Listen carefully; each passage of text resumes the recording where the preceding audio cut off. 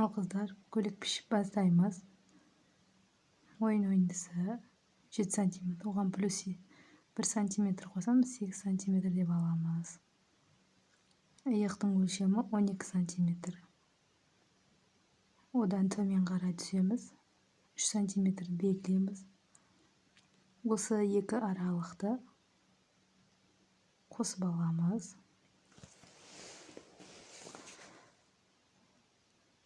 Ияқтан төмен қарай 20 см.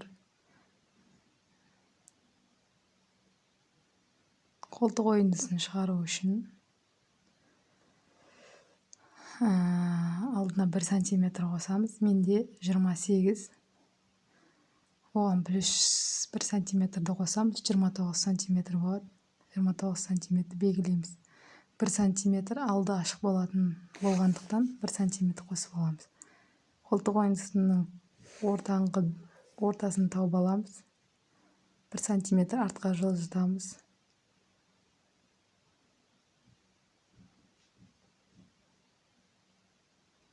Осы аралықтарды қосып аламыз. Енді мойын ойындысын белгілеу үшін, сызып алу үшін 13 см белгілейміз. Мен сияқты осылай қолдарыңызбен сызып қосып алсаңыздар болады. Төмен қарай 135 см ұзындығы. Сіздер одан да кішкентайға басаңыздар болады. Мен ұзын көйлек тігемін. Плюс оған 2 см қосамыз, 137 см. Белгілеп аламыз 130 см екі жағынан да. Енді етегіне 29-ға плюс 7 см қосамыз, 36 см белгілейміз. Осы екі аралықты қосып аламыз.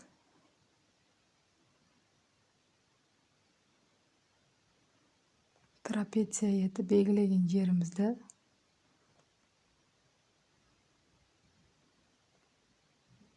сызып аламыз. Қосып сызып аламыз.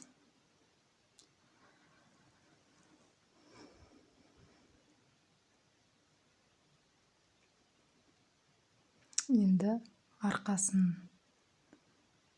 пішеміз. Сгибте болады арқасы. Себебі арқасы ашық болмайды.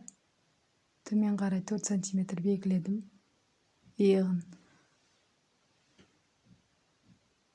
12 см. Иықтың ұзындығы. Одан төмен қарай 1,5 см. Төмен түсеміз. Осы екі аралықты қосып аламыз.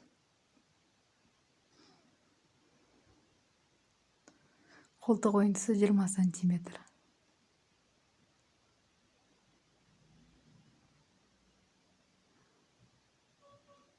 Көкірек айнала 28. Бұл жерде 1 см қосылмайды. 28 см қосып аламыз. Белгілеп аламыз. Сол екі аралықты қосып аламыз. Арқасынан 1 см артқа жылжытпаймыз.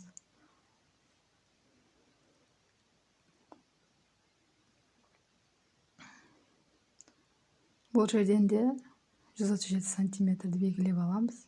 Ұзындығы, көйлектің ұзындығы.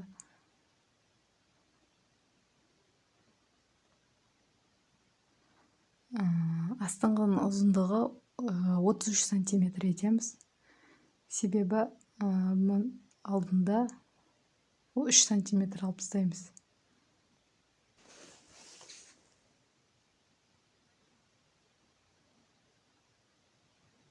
Осы белгілеген жерлерімізді трапеция етіп Қолтық арасын қосып аламыз.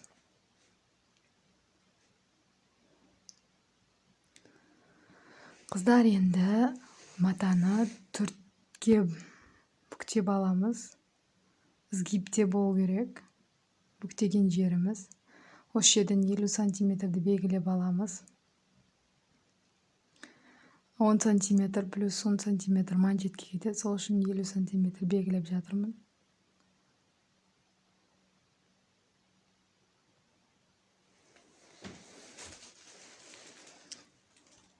Жиырма сантиметр белгілейміз.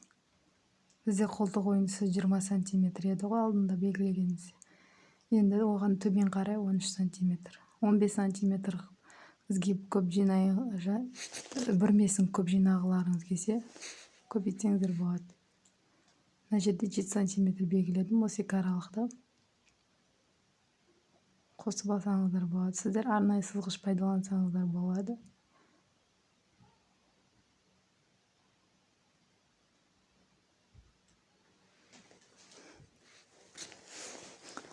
Төменгі жағынан 17 сантиметр белгілейміз.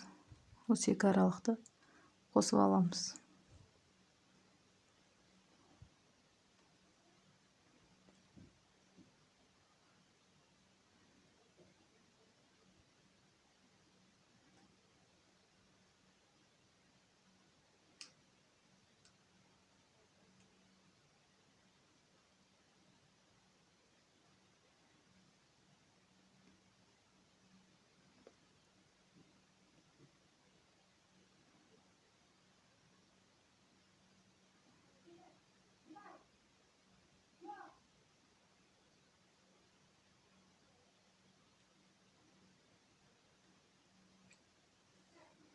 Артқы ойындыны осылай қырқып аламыз.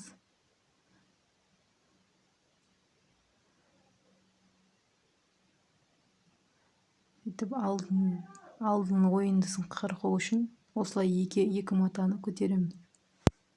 Қырқып аламыз. Қыздар, енді барлығын пішіп қырқып алдым. Мында мынау аптачка, алдыңғының аптачкасы. Осылай қырқып аласыздар. Екі қолы.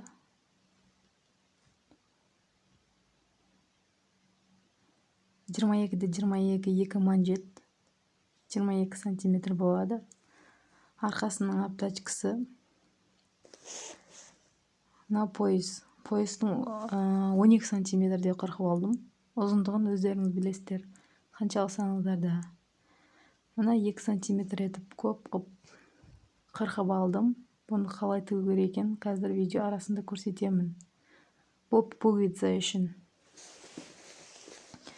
Енді қыздар, поясқа, аптачкеге, манжетке,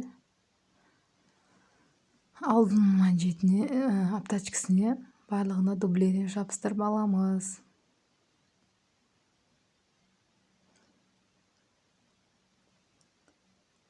Мінекей барлығына дублерін жабыстырып алдым.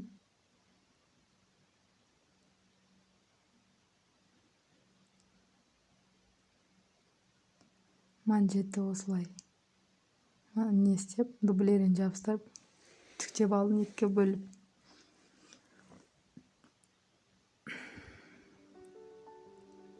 Енді сол жағын тігеміз көйлектің.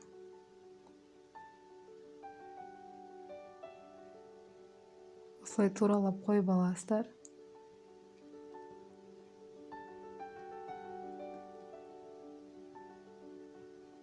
Бір сантиметр тігіске қалдырып тігіп шығасыздар. Инемен қадап алсаңыздар да болады. Міне барлығын тігіп шықтым. Тігіске 1 миллиметр, 2 миллиметр жеткізбей осылай қырқып аламыз. Тігіс дұрыс ашылу үшін.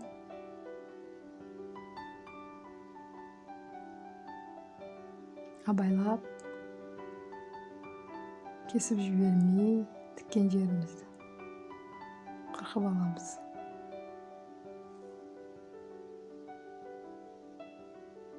Ары қарай керек емес, қырқып 1 миллиметр тігіске жеткізбей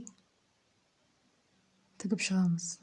Мінекей қыздар, барлығын тігіп шықтым 1 миллиметрде. Осылардың барлығын жатқызып тігістерін жақсылап үтіктеп шығамыз.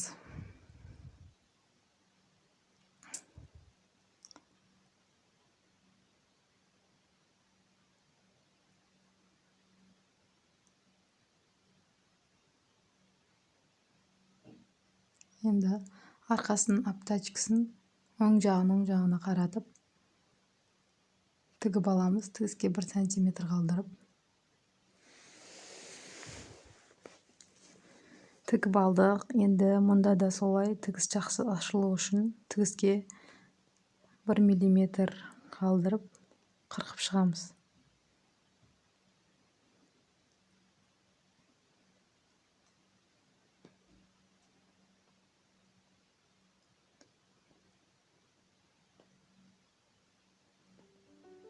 Қырқып шықтық барлығын. Енді тігістерін арқасына қаратып 1 миллиметр, тігіске 1 миллиметр жеткізбей тігіп шығамыз.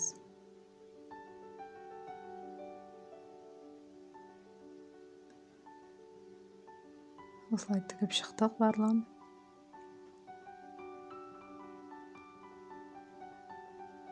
Әдемілеп үтіктеп тігістерін жатқызасыздар.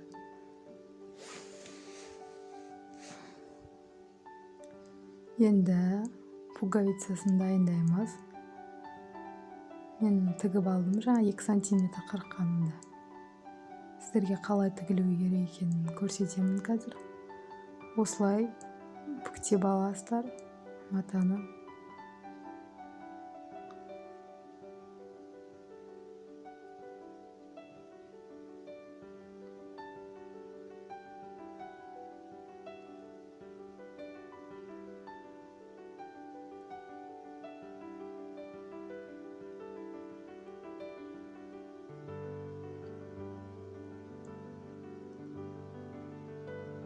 Машинаға қойып, шетінен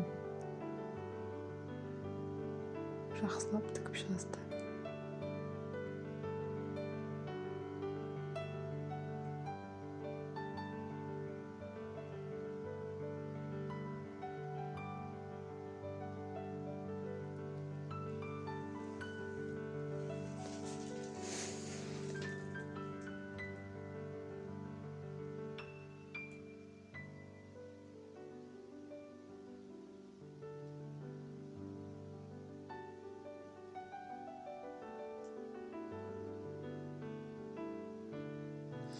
Қыздар, енді пуговицаның орындарын белгілейміз.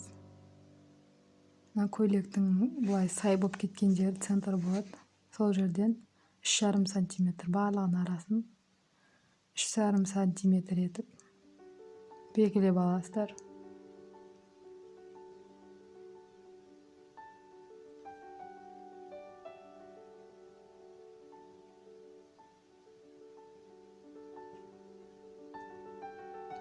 Ручкамен не істемей, осындай қайшымен белгілеп алсаңыздар да болады, кішкене қырқып.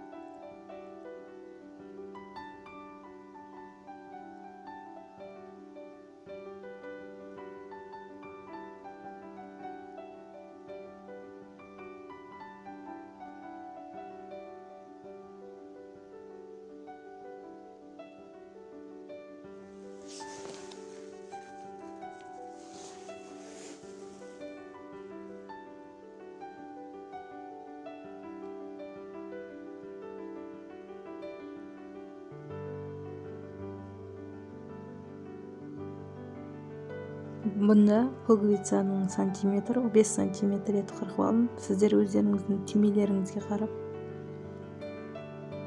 қырқып алсаңыздар болады. Барлығын осылай 5 сантиметр етіп қырқып инемен қадап шығасыздар.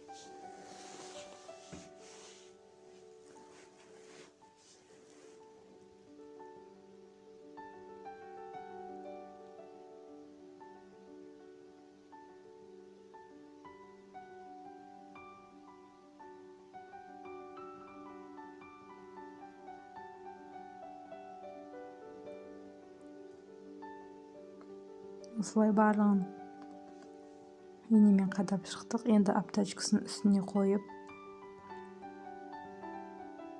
бұны да инемен қадап аламыз, жылжып кетпес үшін.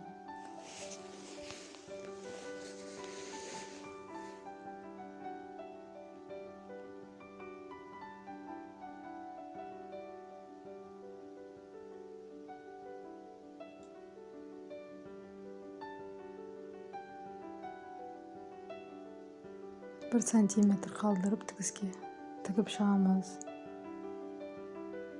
Тігіп болдық. Енді алдыңғы аптачка сияқты бұны да солай тігіске жеткізбей қырқып аламыз. Мына жерде пуговицаларны қырқып жібермеңіздер, абайлаңыздар. Араларынан қарап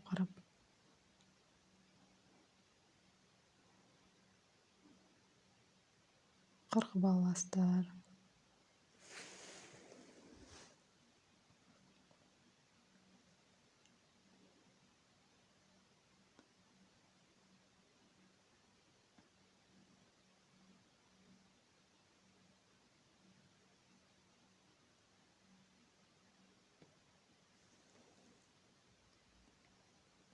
Енді аптачканың тігісін барлығын арқасына қаратып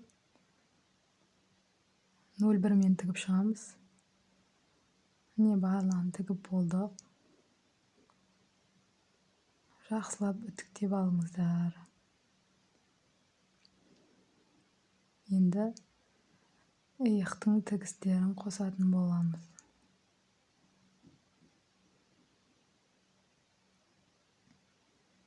Екі жағында тігіп алдық.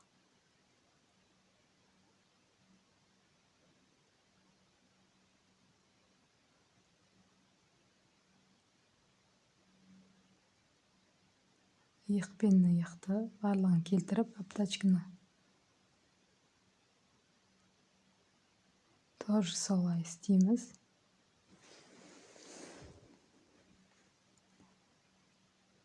Инемен қадап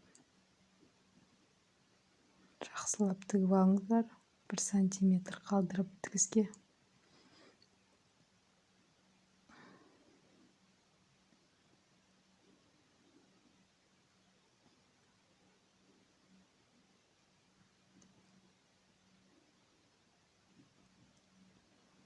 Иықтардың тігісін қосып алдық.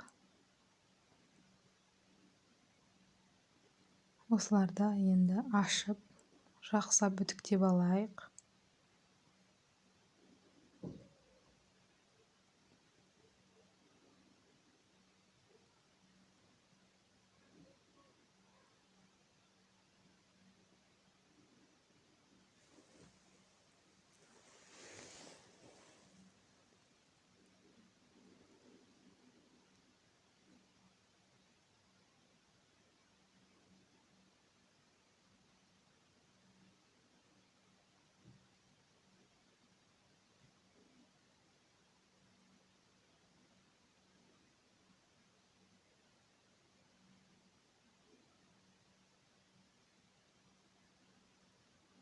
Қыздар енді жан тігістерін бір-біріне қосып, барлығын оверлоктап аламыз.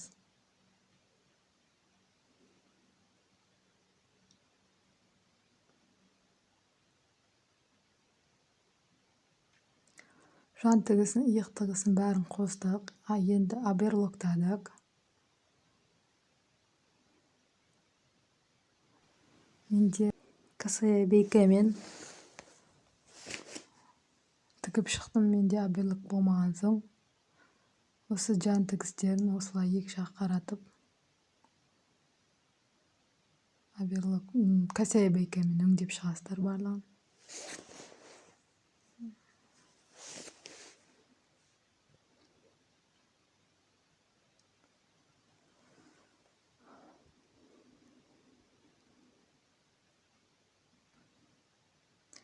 Қыздар енді қолдарын қосамыз. Міне қолдарын қосып алдым. Осындай екі тігіс жүргіземіз. Бүрме жасау үшін қолы орнына жақсы түсу үшін алдыңғы екі жібін осылай тартып бүрме жасап аласыздар.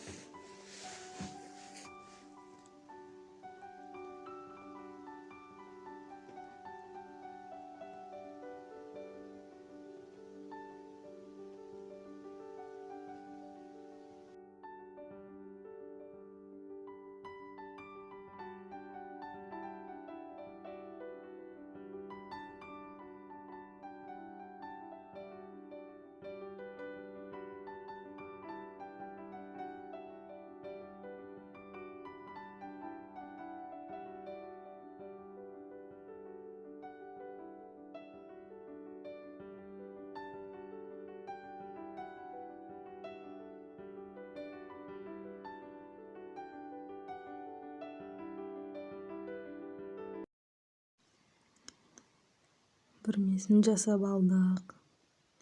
Енді осыны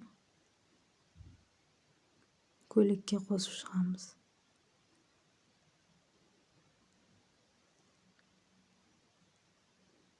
Оң жағына қаратып,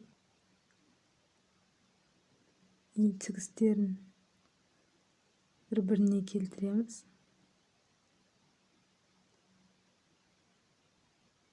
Қолын центрін тауып алып, осы жерді инемен қадап барлығын. Міне барлығын тігіп шықтық. Косая бейкемен өңдеп шықтым. Қолы осылай шықты. Қыздар, енді манжетін жасауды көрсетемін. Мында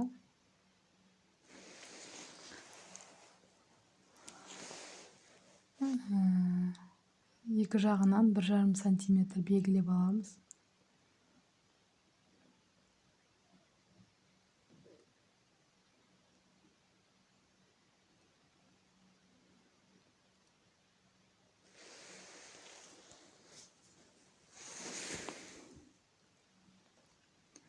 Осы екі аралықты бұрышымен қосып, сызып, қайшымен қырқып аламыз.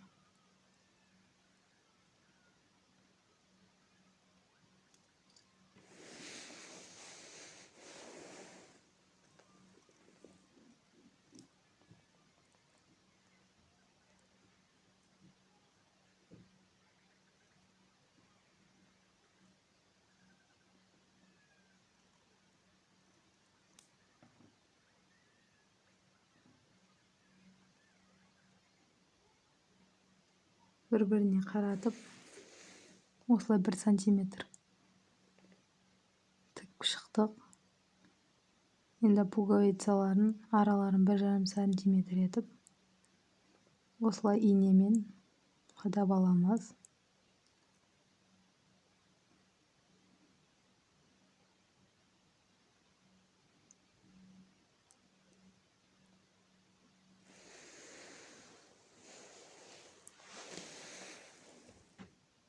Тігіп алдық. Енді осыны оң жағына қаратып, жақсылап үтіктеп аламыз.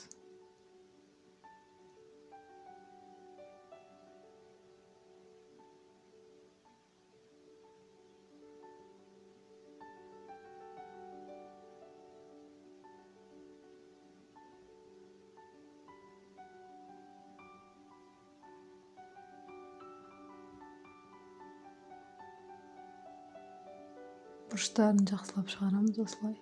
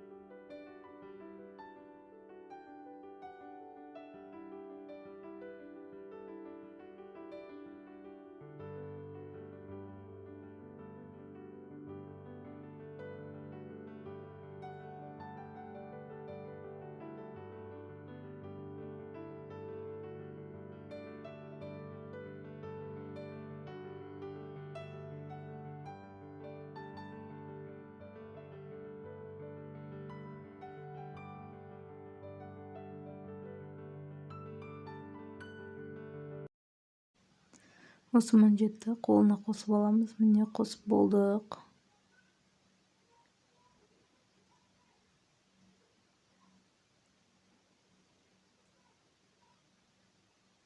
Ашық тұрған аралық 5 сантиметр. Осылай 5 сантиметр қалдырып кетесіздер.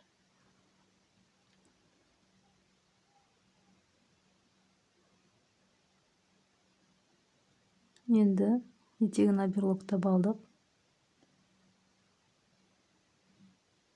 Осыны осылай бүктеп алып 0,5 сантиметр тігіп шығасыздар. Тігіп болдым. Оң жағына аударамыз.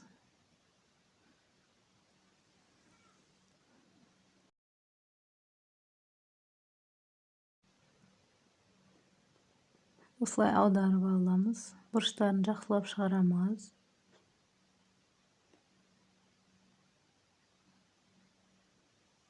Енді осылай өзі бүктеліп қалады.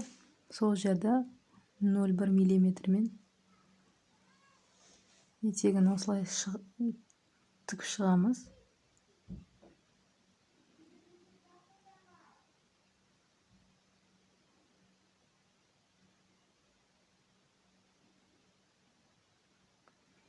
Тігіп болды. Осылай шықты.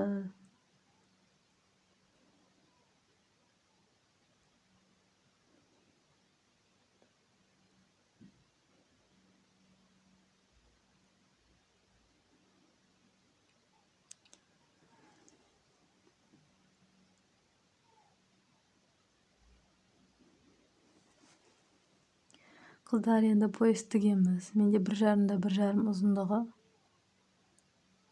Екі аралығын қосып алдым. Оң жағына қаратып осылай бірдей етіп қойып, тігіске 1 сантиметр жеткізбей,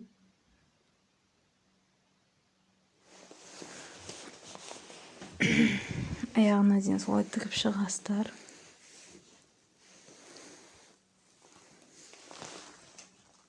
Міне болдым тігіп.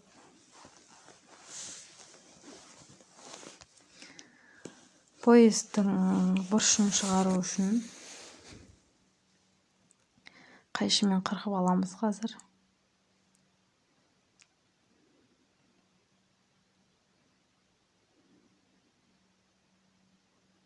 Қиғаштап осылай қырқып аласыздар.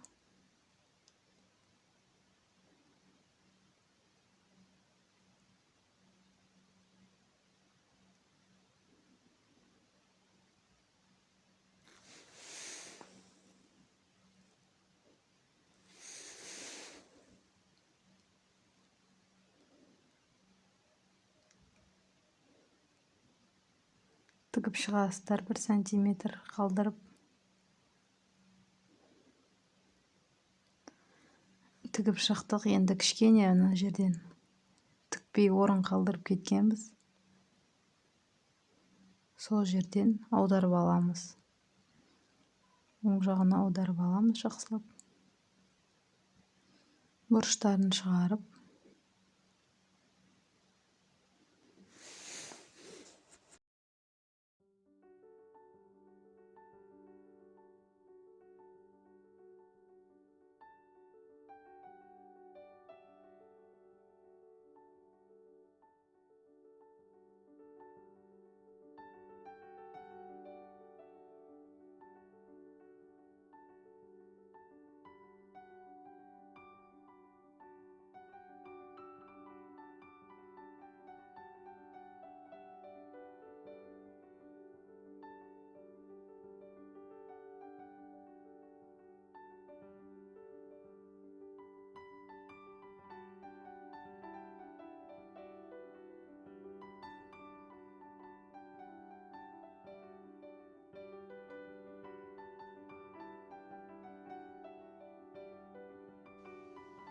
Болды қыздар аударып.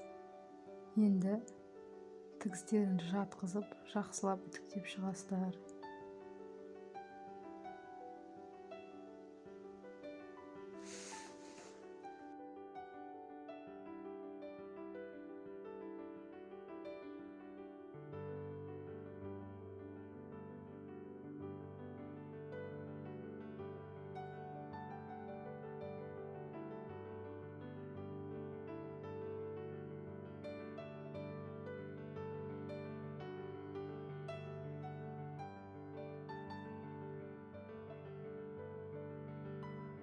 болдық, барлығын үтіктеп.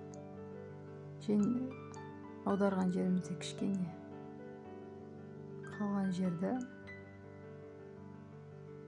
инемен тігіп шығамыз.